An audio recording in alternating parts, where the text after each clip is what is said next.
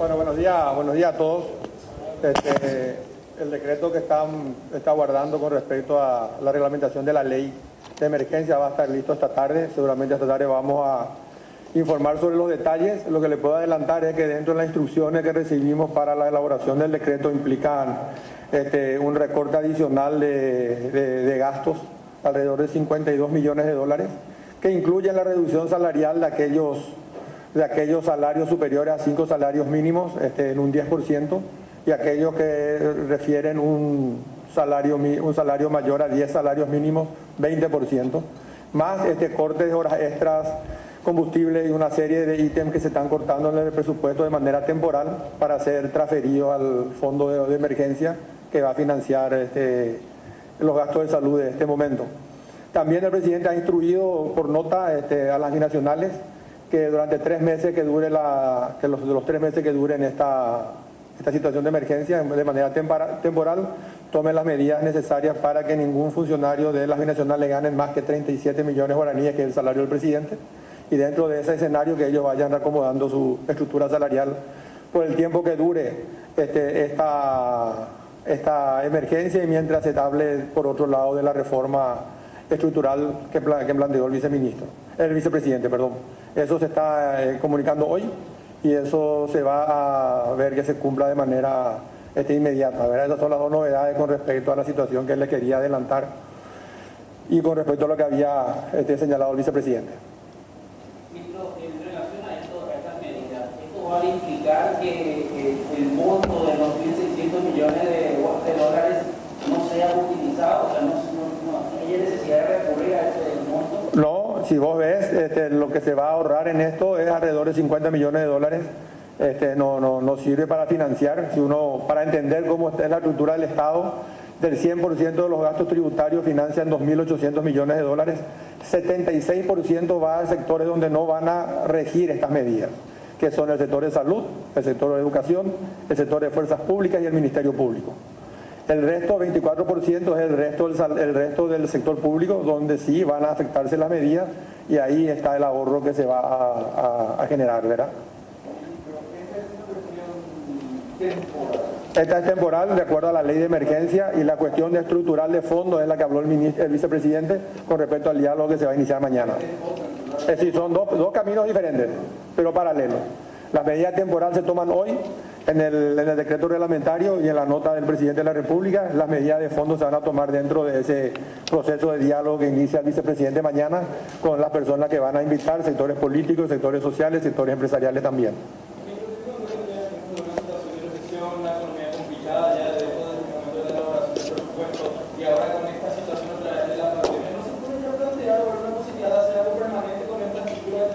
Como le estamos diciendo, ese diálogo lo inicia el vicepresidente mañana para las reformas estructurales que sean de fondo, que son de todo lo que estamos hablando. Una nueva ley del sector civil, pues un sistema de pensiones adecuado, la superintendencia de pensiones, la reforma tributaria que ustedes hablan también. Todo se va a empezar a discutir a partir de mañana para que mientras dure esta situación de emergencia, por otro lado se hagan las medidas de fondo que van a tener un efecto ya permanente en la economía, ¿verdad? Ese va a ser un diálogo en paralelo al proceso y a la obligación que tenemos de ejecutar adecuadamente los recursos que hacen a esta emergencia que se ha declarado la semana pasada por ley de la Nación. Ministro, están en conversación con el Congreso. Entendemos que hay una bicameral ya trabajando sobre el tope de salario, una ley del nepotismo y la que mencionaban recién, incorporar las binacionales. Queremos saber si coordinan ya. Justamente a partir de mañana se va a hacer el diálogo liderado por el vicepresidente de la República, que constitucionalmente es la persona que tiene la relación con el Congreso, y esa es la idea y la instrucción que dio el presidente de la República recién. La propuesta de un ex ministro que habla de la necesidad de, en base a esto que mencionan ustedes, eliminar la duplicación de gastos en IPS, él recomienda unificar esos presupuestos con el de salud. Le consulto otra observación que hace: salarios de acuerdo a la responsabilidad en el cargo, y modificar la ley de la función pública conforme a lo que dice el Código Laboral. Justamente es lo que le dije al inicio, ¿verdad? Vamos a hablar de todo. Cada ministro, cada exministro, cada persona tiene su idea con respecto a cómo hacer más eficiente el Estado, razón por la cual el vicepresidente ha convocado y va a convocar a todas estas personas para sacar la mejor ley posible. Nosotros creemos en el Poder Ejecutivo que es un momento tal vez único para unirnos todos y tener un Estado mucho más eficiente. Las reglas después hacia adelante van a tener que ser diferentes. Y este es el momento para hacer esa reforma estructural que estamos planteando hace tiempo. Ministro, sabemos también que disminuyó la recaudación Sí. y quisiéramos saber si está garantizado el pago de salarios a los funcionarios. Está garantizado el pago de salario. Justamente la idea de la ley de emergencia fue esa, diferir las cargas al sector privado, las cargas impositivas, los costos de los servicios públicos y generar un financiamiento internacional para financiar las necesidades de salud, las necesidades del sector más necesitado, el sector social y el funcionamiento del Estado. ¿Quiénes son exactamente los representantes de esta sociedad civil que mencionó, que con quien van a conversar mañana? ¿Cuánto tiempo duraría esta conversación? ¿En cuánto tiempo se tendría ya una postura fija?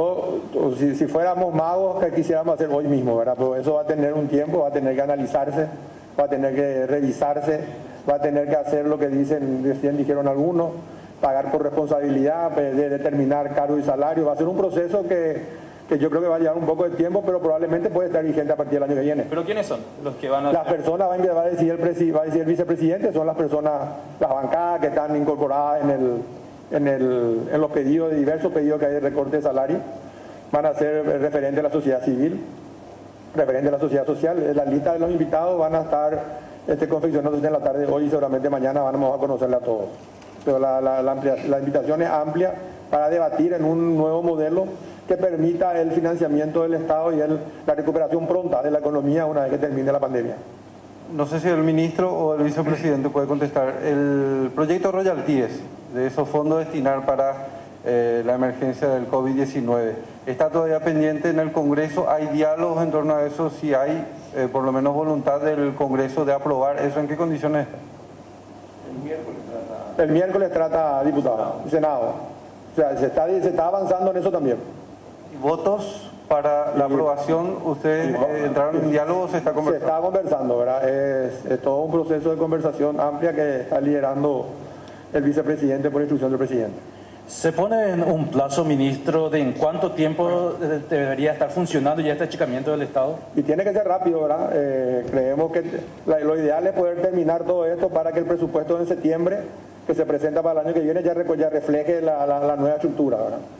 Para el vicepresidente de la República se habla de un achicamiento del Estado, sin embargo, en la consulta de si se plantea lo que tiene que ver con el nepotismo, ya que publicaciones señalan que aproximadamente 7 familiares de usted figuraban dentro de la lista de funcionarios públicos, por lo menos de cuando usted se desempeñaba como presidente de la Cámara de Diputados.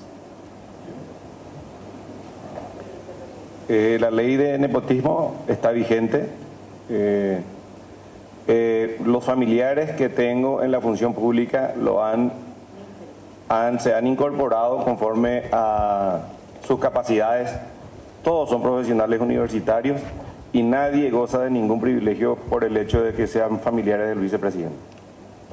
Lo que tiene que ver con la reducción de los salarios de las binacionales durante estos 3 meses de emergencia sanitaria, ¿cómo se va a hacer para poder controlar que realmente cobren menos de 37 millones y si esto va también para los asesores?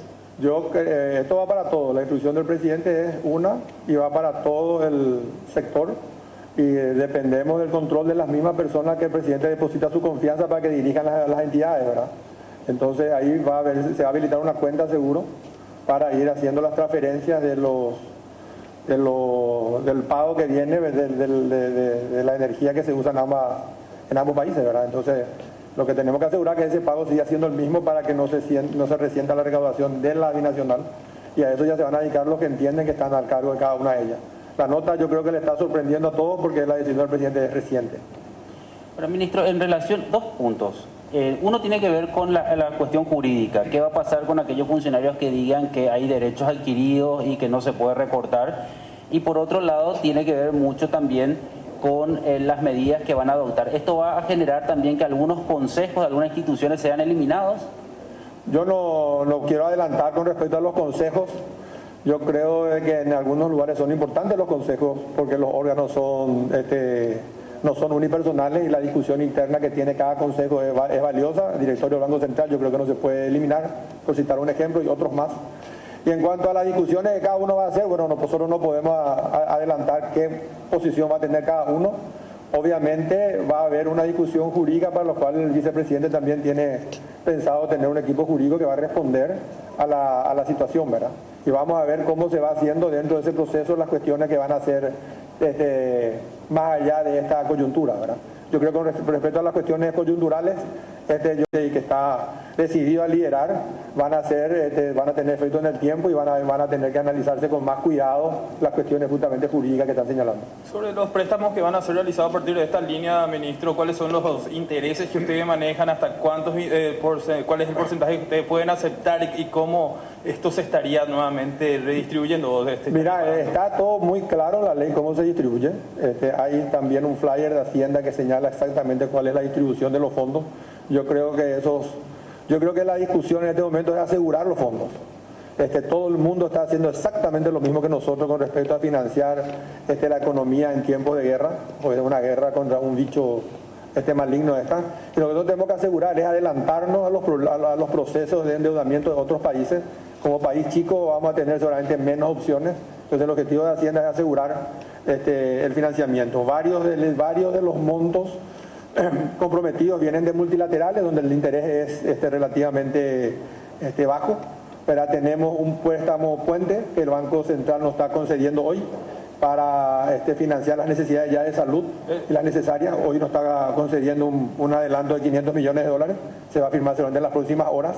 Y el mercado internacional también está abierto para Paraguay y la tasa va a ser también acorde a la situación de Paraguay, pero para nuestros asesores internacionales nos sugieren que nos apuremos por el problema de liquidez que hay a nivel mundial. Teniendo en cuenta que el mercado internacional también está complicado, ¿se puede hablar incluso de aceptar intereses del 50% o más? No, eso no existe, eso no lo vamos a aceptar, ¿verdad? ¿Cuáles son los porcentajes? Y no sabemos todavía cuáles son, ¿verdad? Pero sí van a ser acordes y la idea es tener el financiamiento para que la salud no caiga, ¿verdad?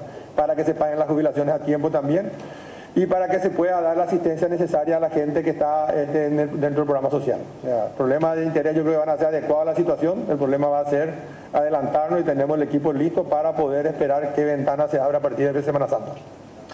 Ministro, usted hablaba de que ya se presentó, lo decía el vicepresidente de la República, incluso al Congreso. ¿De cuánto estamos hablando? Cuando hablamos de achicar el Estado, ¿hay un estimativo de esto? ¿Cuánto va a representar en números? En primer lugar, y en segundo, estamos hablando de achicar el Estado con los tres poderes. Estamos hablando de una reforma estructural de los tres poderes del Estado, exactamente, y de las gobernaciones e intendencias. Estamos hablando de la necesidad o no de tener lo que tenemos hoy. Entonces, dentro de ese análisis van a salir los procesos de recorte y después, de acuerdo a ese proceso, vamos a poder cuantificar. Si vos te vas a fijar por la experiencia internacional, el problema real del salario en el Estado paraguayo no está en la parte alta, que estamos pudiendo recuperar 5 millones de dólares, sino está en la parte baja de aquellos funcionarios que hacen números y no trabajan, ¿verdad? Que no tienen la capacidad, que es lo que dijo uno de los ministros que señalaron ustedes ahí. Tenemos que hacer una reforma estructural donde se incorpora también la nueva ley del servicio civil, que va a permitir que se entre a través de competencias adecuadas y que se vaya de alguna manera eliminando la práctica de ingresar y no trabajar, que es uno de los problemas reales que hay también. Vicepresidente, dentro de este plan de ahorro, ¿se podría incluir también unificar las elecciones municipales con las generales? Bueno, esa es una decisión que lo van a tomar dentro del Congreso.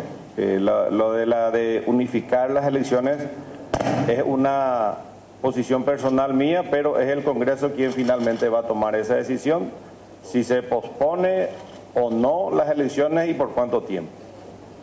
Ministro de Hacienda, ¿a hoy cuánto asciende la deuda externa, ministro, y con estos créditos nuevos que se van a solicitar? Con estos créditos llegaríamos al 25% del PIB. ¿Y hay posibilidad de que Paraguay también se sume a esta campaña que se está dando o que están realizando varios referentes políticos de América Latina para solicitar incluso una reunión urgente con las Naciones Unidas para solicitar la condonación de la deuda? Paraguay no está en esa línea, no sé quiénes son los que están, ¿verdad? Nosotros tenemos una historia de pagar la deuda a tiempo, de pagarla conforme a los compromisos que hemos asumido y pensamos no salir de eso. Ministro de Hacienda, con esta situación actual y con los préstamos que ya se adquirieron, ¿por cuánto tiempo más el Estado estaría aguantando este cese de actividades, ya que también se da una presión del sector privado? Eso lo veíamos el fin de semana pasado con el intermedio que se podía haber dado a la cuarentena. Nosotros pensamos que vamos a ir viendo de acuerdo a cómo se desarrolla el combate a la curva del virus, ¿verdad? Obviamente esto no puede ser eterno, esto también es temporal y esperamos ir recuperándonos y sobre todo ir fortaleciendo a la salud pública, ir fortaleciendo a la capacidad de respuesta, ir fortaleciendo la necesidad del testing, ir fortaleciendo la necesidad de focalizar al que está enfermo, lo cual va a implicar que más adelante estas medidas van a tener un impacto menor en la economía. Cambiando un poco de tema, ministro, lo que tiene que ver con el decreto que va a reglamentar la ley de emergencia, ¿se está trabajando? ¿Va a estar ya listo para Va a estar listo esta tarde el presidente va a firmar. Muchas gracias a todos.